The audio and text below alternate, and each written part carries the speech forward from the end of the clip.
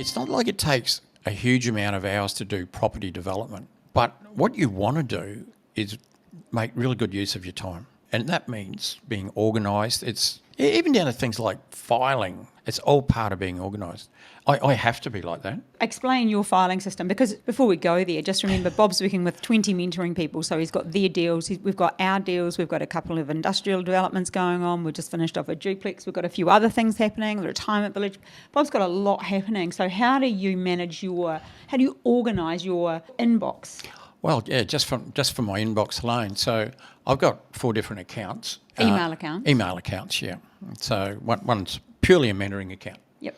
So that's where we deal with, with people in our mentoring program. Every single mentee has their own folder, and within their folder, we allocate headings for their projects, particularly once they get onto a deal. So it'll be, site feasibility, due diligence. These are all separate folders under their name. Subfolders Yep. under there. And because they're talking to you sometimes, Aaron sometimes, me sometimes, all of our emails go into their folder.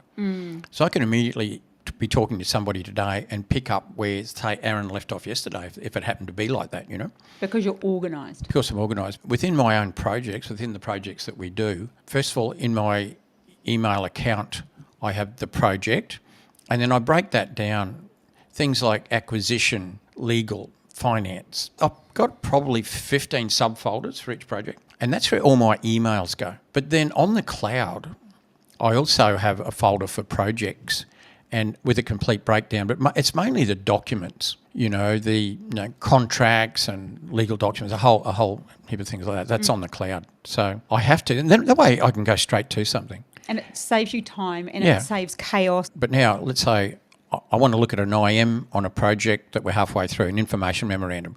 Okay, I can go straight back to that. It's probably under the project heading, under capital raising would be a subfolder. Subfolder under capital raising would be information memorandum. And I can go bing, bing, bing.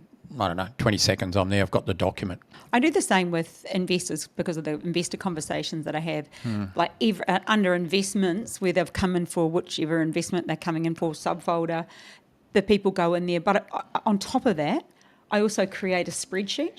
Yep. So it says what I've spoken to them about. They might say, yep, I'm keen to put in, I've got 100, 200, 500, 300,000, whatever their number is. It's not ready now, or it's ready. It's cash, or it's super, or I'm setting something up, whatever. I have that information written down just so I'm organised, because my brain wouldn't retain it all. And then I just know, well, it makes my life faster, should I, or when I'm ready to follow up. But even then, once an investment starts, like we've got a few industrials underway, I've emailed them information. I tick it off, actually. I print it out and tick it off manually, because that takes probably up to 6 weeks to organise. It can do. And then they've sent their paperwork back, I've sent their units back, they've deposited the money. Like, all of that stuff is well organised, because the minute I drop that ball, it would be chaotic. I'll tell you something else that you do. Your phone numbers, probably 2,000 people in there. I mean, more than. More than? Yep. Yeah. So I'm not like that. But what happens is, quite often, you might get a phone call and it'll pop up and it'll be their name. And it's somebody you spoke to a year ago. Yep. But not only that, so 2 things can happen there. You've got an excellent memory, and sometimes I know that person, or alternatively, while you just started talking to them, you bring up your spreadsheet and you know the last conversation or where it was left off. Yeah. And that's quite incredible. I save, the minute I've spoken to somebody, I save their number, because I end up having conversations. Somebody might want to join our mentoring program and then they put it off, which they shouldn't, but they do.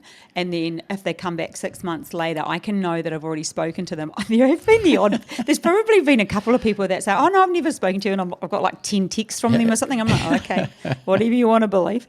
But yeah, that is a form of organisation that I like. And it works for you too, because you don't always save numbers, and then I can send you people's numbers really You take easily. a lot more phone calls than I do. For sure. But I know where to go if I want a number. Sometimes we walked into a room, there could be 200 people in there, could be a workshop, could be anything, and someone will come walking over. I was thinking, oh, I know that face. What's going on? You say, da-da-da-da-da-da. Ah, yes, of course. Like House of Cards. Remember when on House of Cards and they have the people, that someone walks behind the president and they're saying, they're this and they're that. Yeah, I have that memory for stories. I'm pretty good at that. Yeah. But I don't know. Comes in handy. That's just a habit.